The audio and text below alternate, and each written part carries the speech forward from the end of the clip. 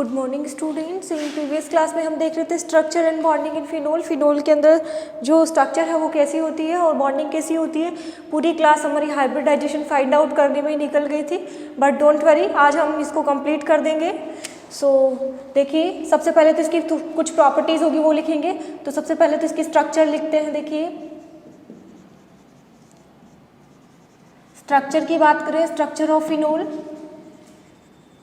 ठीक है।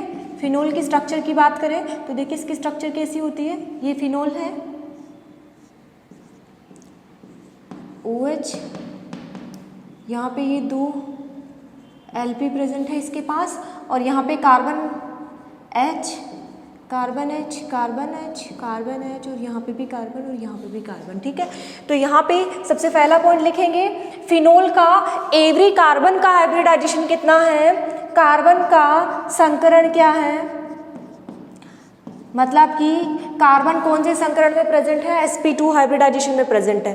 कार्बन का संकरण क्या है, sp2 है। ये हम देख चुके हैं कि ये कैसे हुआ। देन इसके बाद सेकंड पॉइंट आएगा स्ट्रक्चर ऑफ फिनोल के अंदर कि ऑक्सीजन का हाइब्रिडाइजेशन। ऑक्सीजन का अगर संकरण की बात करें तो ऑक्सीजन संकरण कितना है, sp3, ठीक है। और अब यहाँ पे मैं बात करूँ कि HOC बॉन्ड, HOC बॉन्ड कितना एंगल है, तो bond angle HOC bond angle कितना है, 109 डिग्री का है ये, ठीक है। देन इसके बाद मेरा थर्ड पॉइंट आएगा, और थर्ड पॉइंट ये है कि यहाँ थर्ड नहीं फोर्थ पॉइंट है, OH जो है वो अपना इलेक्ट्रॉन डोनेट करता है। तो ये OH क्या है, OH इलेक्ट्रॉन डोनेटिंग स्पीसीज है, डोनेटिंग स्पीसीज है। और जो बेंजीन है, ये बेंजीन रिंग है, ये बेंजीन रिंग कैसी है, इलेक्ट्रॉन रिसीवर है, इलेक्ट्रॉन रिसीविंग ग्रुप है ये, ठीक है।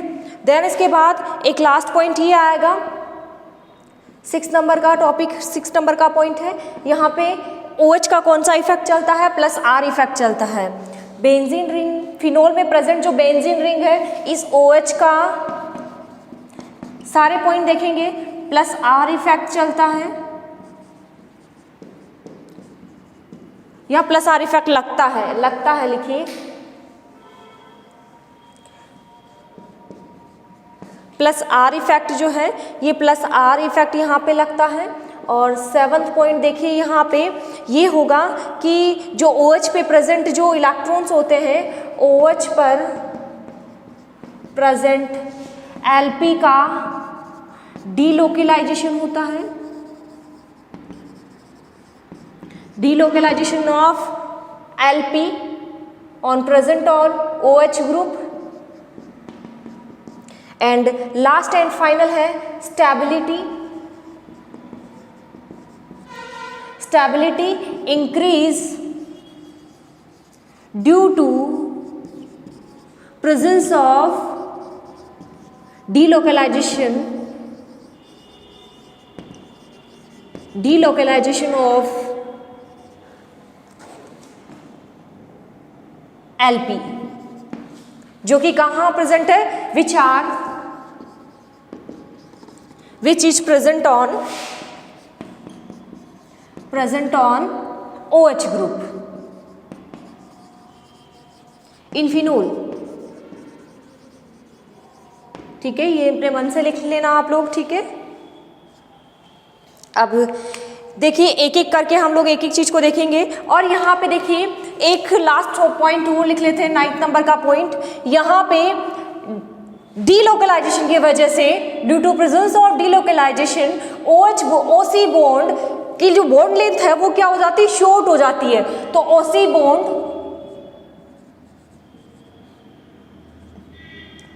बॉन्ड में द्विबंध के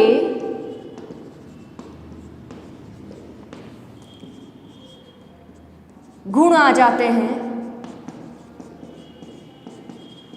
तथा बॉन्ड छोटा हो जाता है। देखिए हर एक चीज को समझेंगे, छोटा हो जाता है। ये सारी चीजें अभी देखेंगे, ये मैंने जो लिखी है ये 1 बाय 1 करके सारी स्टेप्स को देखेंगे। इसमें से ये 2 देख लिए हमने, कल ही देख ली थी, और ये भी हमने देख लिया था, ये हम देखेंगे आज, ठीक है। तो इसके अंदर और कुछ भी बाकी नहीं रहा है। अब देखो, हाइब्रिडाइजेशन देख लिया, ये टॉपिक भी ये भी देख लिया। COH बॉन्ड मतलब ये वाला कौन सा बॉन्ड, ये वाला, ये बॉन्ड एंगल HOC, ये वाला बॉन्ड एंगल कितना होगा 109 डिग्री, ठीक है, क्लियर यहाँ तक। ये बॉन्ड कितना 109 डिग्री। इसका हाइब्रिडाइजेशन कितना sp3 हाइब्रिडाइजेशन, इसका हाइब्रिडाइजेशन कितना sp2 हाइब्रिडाइजेशन। अपनी लैंग्वेज में लिख लेना इनको। अब देखिए OH ग्रुप, जो OH है भाई, भूखा आदमी कभी किसी को दे सकता है क्या, नहीं दे सकता। जो भूखा होगा बेचारा वो खुद ही क्या देगा, ठीक है। और जिसके पास जो चीज़ ज़्यादा अमाउंट में प्रेजेंट होगी वो देने के लायक रहेगा, वो देने की कंडीशन में रहेगा। तो यहाँ पे OH जो ग्रुप है इसके पास 2 Lp प्रेजेंट है, जबकि कार्बन के पास कुछ भी नहीं है, नथिंग। जो भी है सारे 4 इलेक्ट्रॉन थे, 4 के 4 बॉन्ड बनाने में काम आ गए। तो यहाँ पे ये जो OH O के पास ये Lp है, ये अपनी देने की टेंडेंसी रखता है, किसको, कार्बन को। जबकि O की इलेक्ट्रॉन नेगेटिविटी ज़्यादा है कंपेयर टू कार्बन, बट फिर भी यहाँ पे ऑक्सीजन अपना Lp किसको डोनेट करेगा, कार्बन को। तो वेरी इंपॉर्टेंट थिंग्स है ये। तो यहाँ पे OH जो ग्रुप है ये इलेक्ट्रॉन डोनेट करने की स्पीसीज है, donating species, electron donate, electron दाता के फॉर्म में काम करता है ये इलेक्ट्रॉन दाता समूह। तो OH ग्रुप कैसा हो गया, इलेक्ट्रॉन दाता समूह। बेंजीन रिंग क्या है, यहाँ पे बेंजीन रिंग चूंकि इससे इलेक्ट्रॉन खींच रही है, अपनी तरफ ले रही है, इसीलिए ये कैसा ग्रुप हो गया, रिसीविंग ग्रुप हो गया, जो रिसीव करता है। तो ये कैसा हो गया, इलेक्ट्रॉन ग्राही समूह। मतलब कि फिनोल की स्ट्रक्चर के अंदर ये इतने हाइब्रिडाइजेशन में, ये इतने हाइब्रिडाइजेशन में, इनका बॉन्ड एंगल इतना, स्ट्रक्चर में ये सारी थ्योरी लिख देना आप लोग आए तो, और मतलब रटने की जरूरत नहीं है, अपनी लैंग्वेज में लिखना है। और ये इलेक्ट्रॉन दाता है क्योंकि इसके पास 2 Lp प्रेजेंट है, तो ये इलेक्ट्रॉन दाता समूह के फॉर्म में वर्क करता है। और कार्बन किसके फॉर्म में वर्क करता है, सॉरी, बेंजीन रिंग पूरी किसके फॉर्म में वर्क करती है, इलेक्ट्रॉन ग्राही के फॉर्म में वर्क करती है, इलेक्ट्रॉन को रिसीव करने के फॉर्म में वर्क करती है। OH ग्रुप का यहाँ पे प्लस ये भी देख लिया, ये भी देख लिया। OH ग्रुप का यहाँ पे प्लस R इफेक्ट चलता है, very very very important, plus R effect in the sense positive resonance effect चलता है। जैसा कि हमने देखा था फर्स्ट ईयर में, आपने देखा होगा इंडक्टिव इफेक्ट 2 टाइप का होता है, इंडक्टिव इफेक्ट 2 टाइप का होता है, ठीक है। अगर इंडक्टिव इफेक्ट की बात करें तो ये 2 टाइप का होता है, एक प्लस आई इफेक्ट होता है, एक माइनस आई इफेक्ट होता है, जिसे आप हिंदी में बोलते हैं प्रेरणिक प्रभाव, ठीक है, ये प्रेरणिक प्रभाव। तो जैसे ये इंडक्टिव इफेक्ट होता है वैसे ही एक इलेक्ट्रोमेरिक इफेक्ट और होता है, इलेक्ट्रोमेरिक इफेक्ट, ठीक है। ये भी 2 टाइप का होता है, plus E effect, minus E effect, है ना। तो inductive effect, electromeric effect, resonance effect.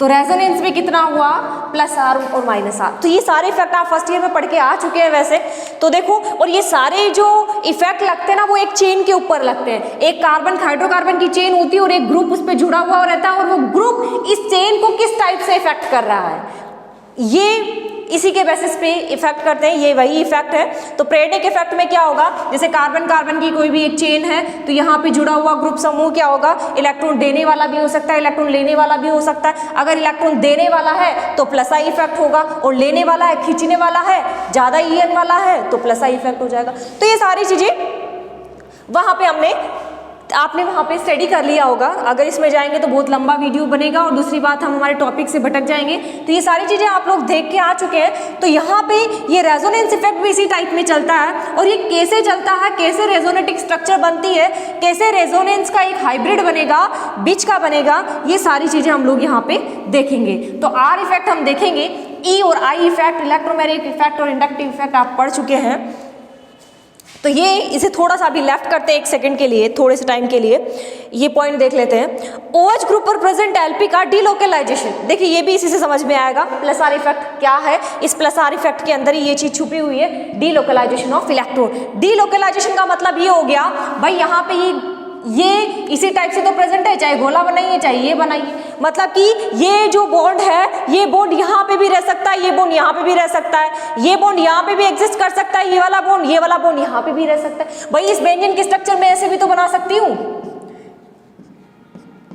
इस टाइप की तो बना सकती हूँ मैं। तो ये देखो बॉन्ड चाहे यहाँ पे रहे चाहे बॉन्ड यहाँ पे रहे, ठीक है भाई, यहाँ पे नहीं थे ना बॉन्ड तो यहाँ पे शो कर दिए मैंने। तो ये हुआ कैसे, ये डीलोकलाइजेशन से हुआ है, जिसको आप विस्थापन बोलते हैं, विस्थापन, ठीक है। तो यहाँ पे क्या हुआ, OH पे प्रेजेंट जो LP है उनका डीलोकलाइजेशन होता है। यहाँ पे ये जो LP है ये LP क्या करेंगे, पार्टिसिपेट करेंगे यहाँ पे रेजोनेंस बनाने में, और एक रेजोनेटिक स्ट्रक्चर बनेगी, ठीक है। और रेजोनेटिक स्ट्रक्चर में एक ऐसी स्ट्रक्चर बनती है, रेजोनेटिक हाइब्रिड बनता है इस टाइप से, ठीक है। तो ये सारी चीजें हम देखेंगे एक बार।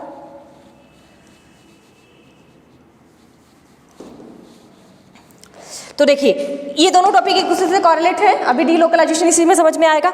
Stability increase due to presence of delocalisation of LP which is present on OH group in phenol. Phenol के अंदर प्रेजेंट जो OH ग्रुप है, इस OH ग्रुप पे प्रेजेंट एलपी में डीलोकलाइजेशन होता है, और डीलोकलाइजेशन की वजह से फिनोल की स्टेबिलिटी क्या होती है, इंक्रीज हो जाती है।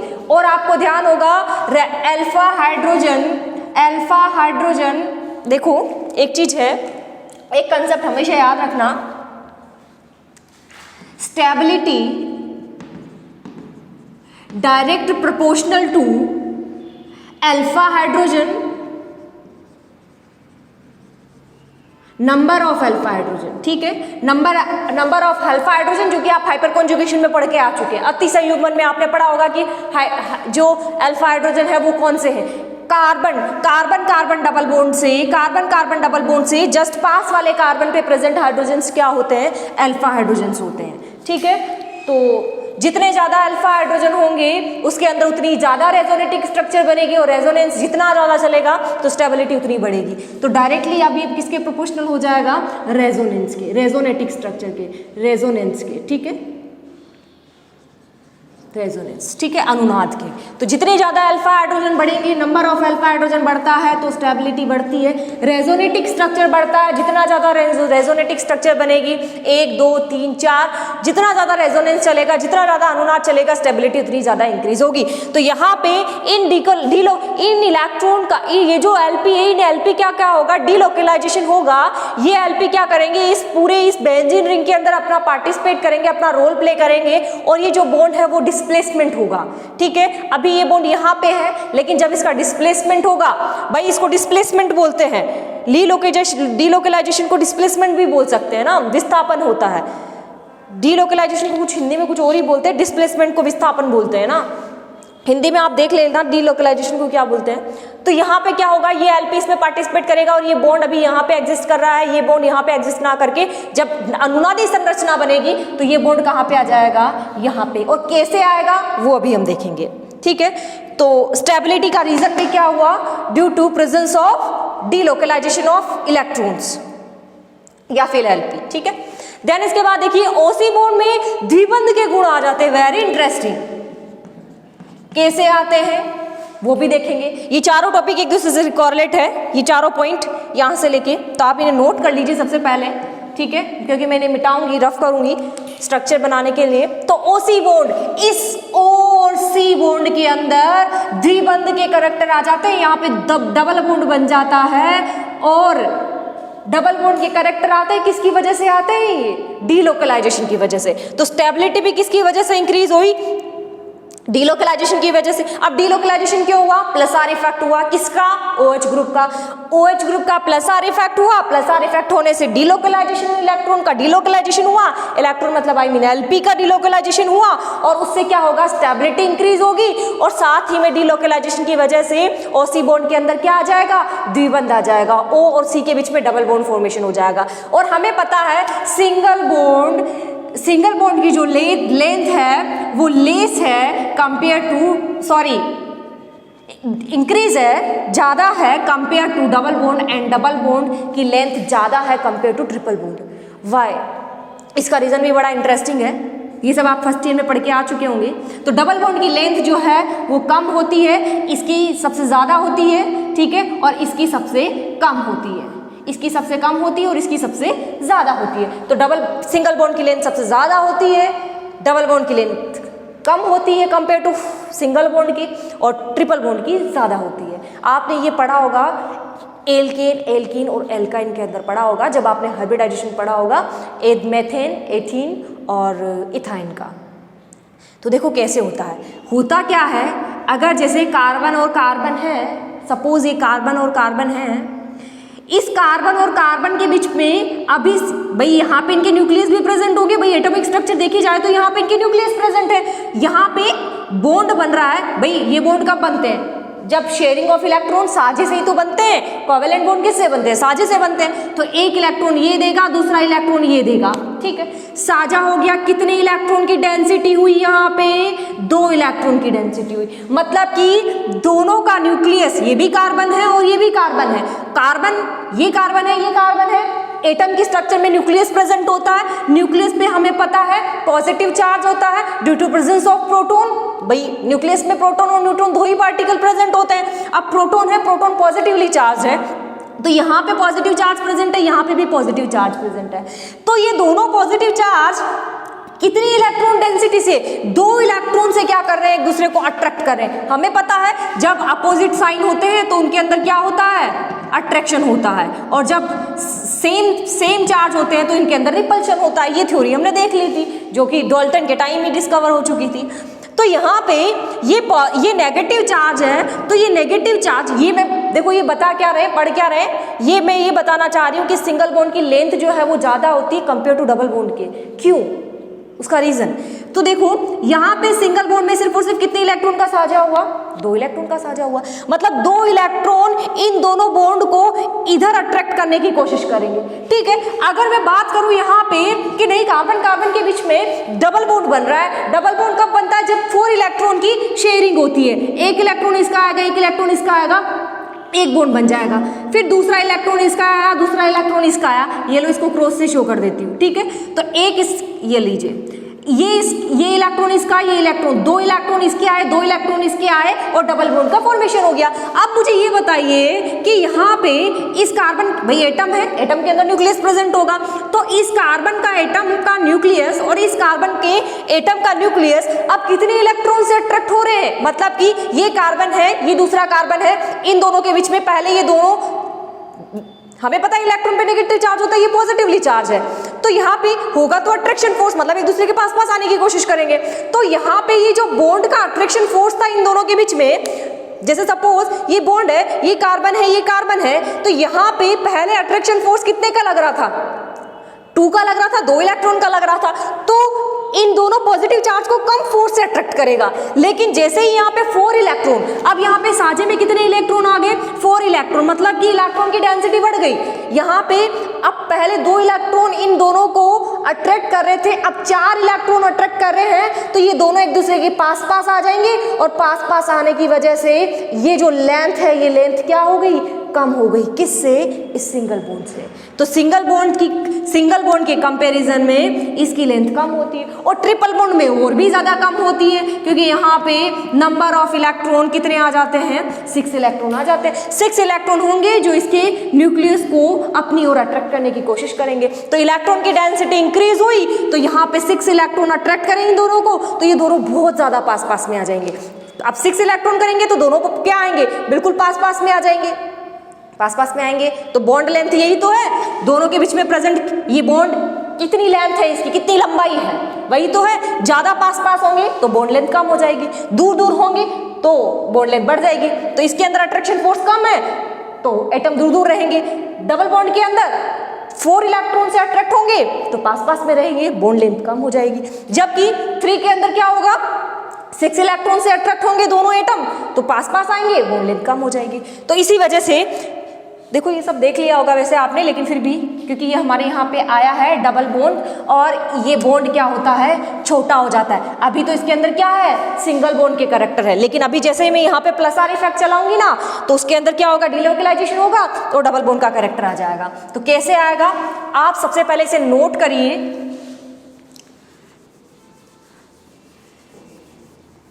बस स्ट्रक्चर में यही पॉइंट लिखने हैं रटना नहीं है, सिर्फ याद करते चलिए।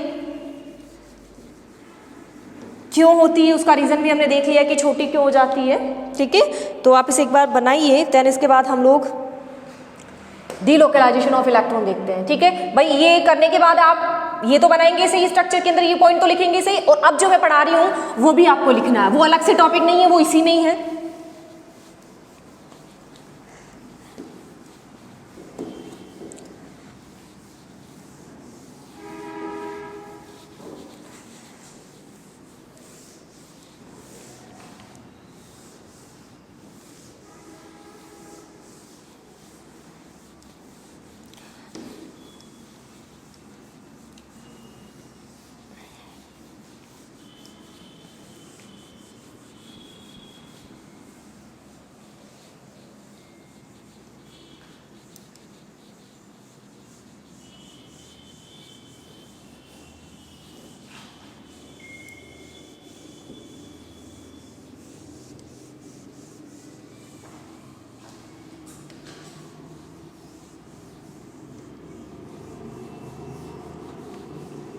अब देखिए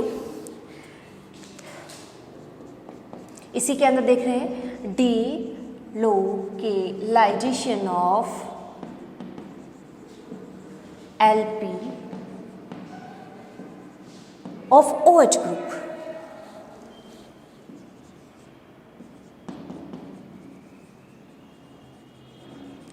इन फिनोल के अंदर प्रेजेंट OH ग्रुप पे प्रेजेंट इलेक्ट्रॉन्स का डीलोकलाइजेशन कैसे होता है समझना। देखो जिंदगी में कभी भूल नहीं पाओगे कि हाँ ये डीलोकलाइजेशन कैसे होगा, ठीक है, बस समझ लेना, कभी भी कहीं गलती नहीं करोगे।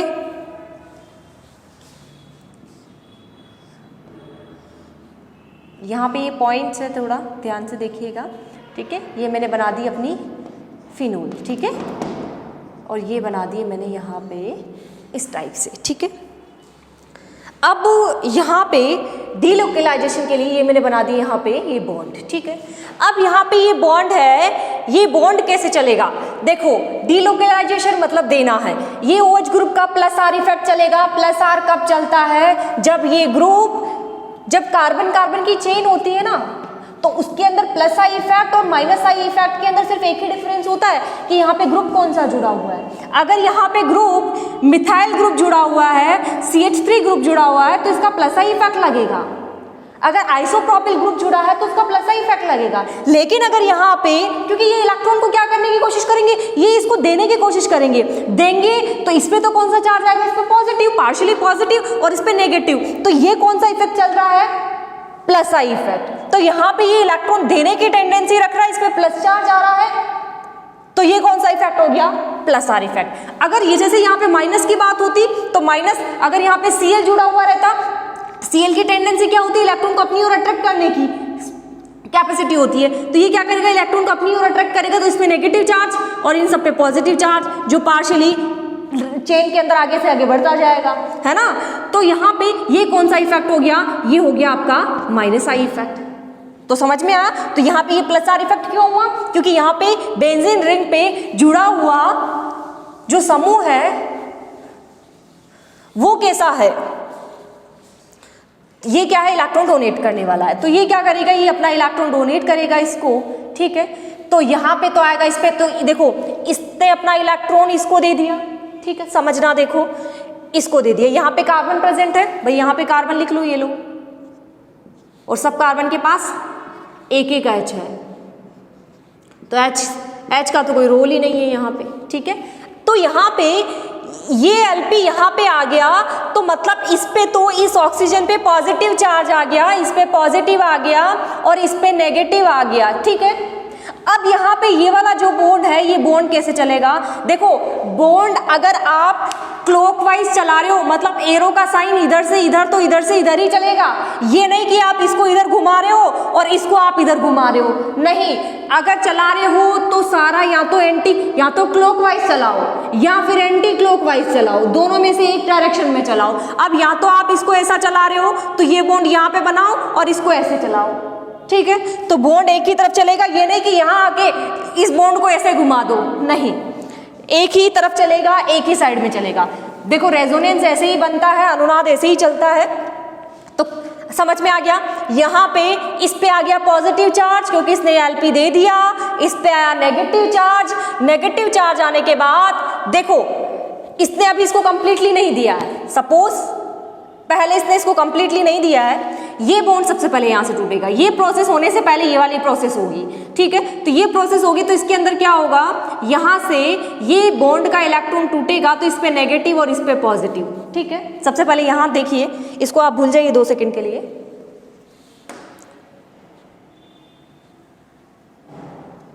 समझिए, देखिए सबसे पहले वाली प्रोसेस कौन सी होगी, यहाँ पे ये कार्बन है, कार्बन और कार्बन के बीच में डबल बॉन्ड प्रेजेंट है। इस डबल बॉन्ड के इलेक्ट्रॉन का डीलोकेलाइजेशन होगा। इलेक्ट्रॉन कहाँ पे आ गए, इस कार्बन के पास आ गए, तो इस पे आ गया नेगेटिव चार्ज और इस पे आ गया पॉजिटिव चार्ज, ठीक है। अब इस पॉजिटिव चार्ज को खत्म करने के लिए ये ऑक्सीजन क्या करेगा, अपना एलपी डोनेट कर देगा, किसको, इस कार्बन को, और इसको क्या कर देगा, न्यूट्रल कर देगा, और दोनों के बीच में किसका फॉर्मेशन हो जाएगा, डबल बॉन्ड का फॉर्मेशन हो जाएगा। और यहाँ पे सिर्फ एक एलपी बच जाएगा, ये OH एज इट इज रहेगा, ठीक है। इस कार्बन का पॉजिटिव खत्म हो गया। अब देखो यहाँ पे क्या है, नेगेटिव चार्ज है, देखिए बना लेते हैं इसको, ये नेगेटिव चार्ज, ठीक है। अब मैं ऐसे ही शो कर रही हूँ डायरेक्ट, अभी से बहुत सारी चीजें पता चल जाएगी हम लोगों को। तो यहाँ पे नेगेटिव आ गया ये। अब देखो यहाँ पे मैं कह रही हूँ बॉन्ड एक ही डायरेक्शन में चलाना, इसी डायरेक्शन में चलेगा, तो ये बॉन्ड चलेगा आप ऐसे, मतलब इस कार्बन के पास, ठीक है। यहाँ पे कार्बन है ये, ठीक है। तो इस कार्बन, अब इस कार्बन के पास नेगेटिव, इसके पास पॉजिटिव, और हमें पता है पॉजिटिव और नेगेटिव चार्ज मिलके एक बॉन्ड का फॉर्मेशन कर लेंगे। तो सेकेंड बॉन्ड मेरा कहाँ पे फॉर्मेशन हो जाएगा, कहाँ पे फॉर्म हो गया मेरा सेकंड बॉन्ड, सेकंड बॉन्ड मेरा हो गया यहाँ पे फॉर्मेशन, और नेगेटिव चार्ज आ गया इस कार्बन पे, मतलब ये पूरा नेगेटिव चार्ज है ना वो पूरे स्पीसीज पे घूमेगा। भाई डीलोकेलाइजेशन का मतलब तो ये तो हुआ ना, विस्थापन, हर एक कार्बन पे विस्थापित होगा वो, ये इस टाइप से, ठीक है। और एक ये बॉन्ड एज इट इज है ही सही, ठीक है। अब वापस क्या होगा, ये बॉन्ड एज इट इज बन गया, पॉजिटिव और नेगेटिव, क्योंकि यहाँ पे तो इसने इसको दे दिया, तो यहाँ पे पॉजिटिव और नेगेटिव ने मिलकर यहाँ पे बॉन्ड का फॉर्मेशन कर दिया, और नेगेटिव चार्ज यहाँ से कहाँ आ गया, कहाँ डीलोकेलाइज्ड हो गया, कहाँ विस्थापित हो गया, इस वाले कार्बन पे, ठीक है। अब देखो यहाँ से ये बॉन्ड कैसे चलेगा, ये बॉन्ड चलेगा ऐसे, भाई एक ही डायरेक्शन में घुमाना है, एरो का साइन इधर ही चल रहा है, ऐसे कैसे हमारा, ठीक है। तो यहाँ पे तो अब इस पे तो आएगा पॉजिटिव चार्ज, इस पे आएगा नेगेटिव चार्ज, तो पॉजिटिव और नेगेटिव मिलके क्या बना लेंगे, एक बॉन्ड का फॉर्मेशन कर लेंगे। तो बॉन्ड का फॉर्मेशन मेरा कहाँ पे हो जाएगा, यहाँ पे, यहाँ पे तो एज इट इज है ही सही, और नेगेटिव चार्ज कहाँ पे आ गया, कहाँ पे डीलोकेलाइज्ड हो गया, कहाँ पे डीलोकेलाइज्ड हो गया, यहाँ पे हो गया, ठीक है।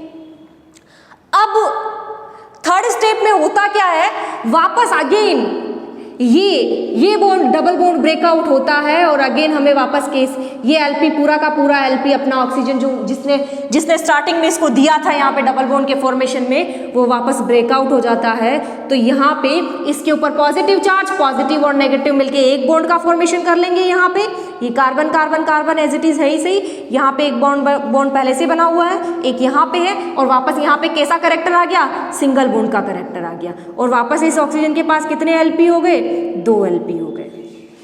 क्लियर यहाँ तक। तो देखिए यहाँ पे बहुत इंटरेस्टिंग चीजें हमें पता चलेगी कि अटैकिंग स्पीसीज अगर इलेक्ट्रोफाइल है तो वो बेंजीन पे कहाँ आके जुड़ेगी, और न्यूक्लियोफाइल है तो कहाँ पे आके जुड़ेगी।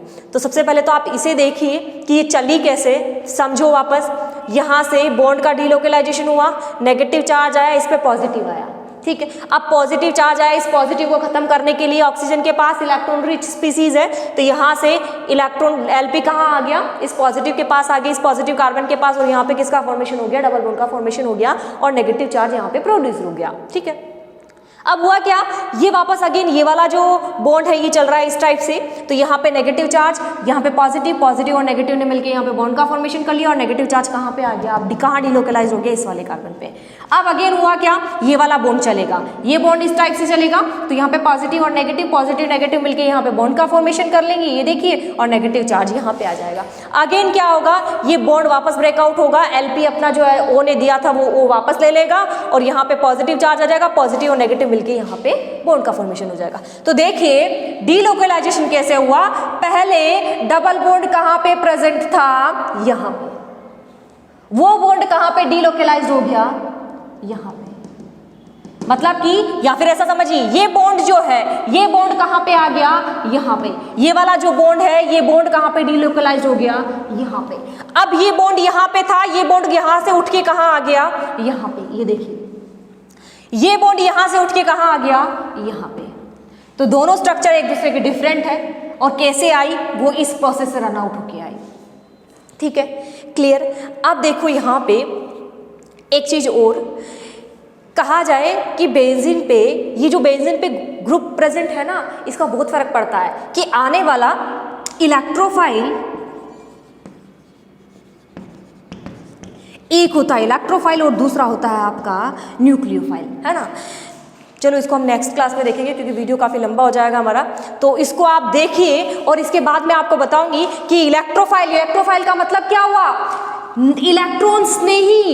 इलेक्ट्रॉन स्नेही का मतलब क्या हो गया, इलेक्ट्रॉनों से स्नेह रखेगा, इलेक्ट्रॉन लवर है, इलेक्ट्रॉन की ओर अट्रैक्ट होगा। अब इलेक्ट्रॉन कैसे हैं, नेगेटिवली चार्ज है, तो आने वाली स्पीसीज कैसी होगी, पॉजिटिवली चार्ज। अगर इसके ऊपर positively charge species I mean electrophile अगर अटैक कर रहा है तो वो कहाँ पे ऐड होगा, जहां पे नेगेटिव चार्ज प्रोड्यूस होगा। इट मीन ऑर्थो, या तो ऑर्थो पोजीशन पे या फिर पेरा पे, मेटा पे वो कभी भी नहीं जाएगा। मेटा पे कौन आएगा, न्यूक्लियोफाइल आएगा। कैसे आएगा, ये सारी चीज़ें हम नेक्स्ट क्लास में देखेंगे। तो आप इसे एक बार अच्छे से फेयर नोट्स में लिख लीजिएगा, क्योंकि जो साइट भूखी होगी वो दूसरों को क्या देगी, ये इलेक्ट्रॉन रिच साइट है, तो आने वाला इलेक्ट्रॉन स्नेही, इलेक्ट्रॉन लवर, जो खुद डेफिशिएंट स्पीसीज है, इलेक्ट्रॉन शुद्र है, इलेक्ट्रॉनों की कमी वाला है, तो वो कहाँ आके बाइंड होगा, ऑर्थो और पेरा पे, क्योंकि ऑर्थो और ऑर्थो पे ही क्या आ रहा है, नेगेटिव चार्ज आ रहा है, और पेरा पे आ रहा है। मेटा पे कभी भी यहाँ पे नेगेटिव चार्ज नहीं आया है, देख लेना आप इसके अंदर, थोड़ा ऑब्जर्व करिएगा और इसके आगे हम नेक्स्ट क्लास में देखेंगे। Thank you so much.